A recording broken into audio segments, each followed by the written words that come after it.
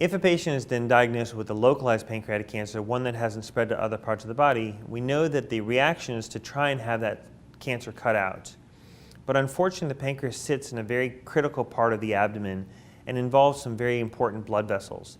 And pancreatic tumors can very quickly wrap around those blood vessels, ultimately making surgery impossible because the surgeon can't compromise those blood vessels, but at the same time, it's not worth the surgeon doing surgery and leaving any tumor behind.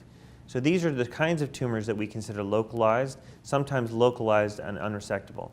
It's really important that your physician engage with a team that involves a specialized pancreatic cancer surgeon, as well as potentially a radiation oncologist and a good radiologist who knows how to read imaging for pancreatic cancer to try and decide whether the tumor is operable, or whether it's called borderline resectable, or whether it's called locally advanced unresectable, because it can be critical in deciding whether surgery will ultimately be part of the treatment plan.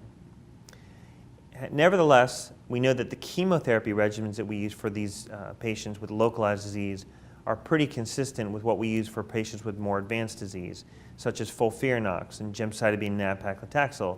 And the way that we give the chemotherapy is not tremendously different, just that we hope that the tumor can be rendered operable with giving chemotherapy. I will caution that that does not happen very often, unfortunately. The reality is that patients with localized pancreatic cancer, more often than not, their tumors do not become rendered operable, and ultimately the decision is to just continue the chemotherapy until the cancer eventually starts to grow and spread.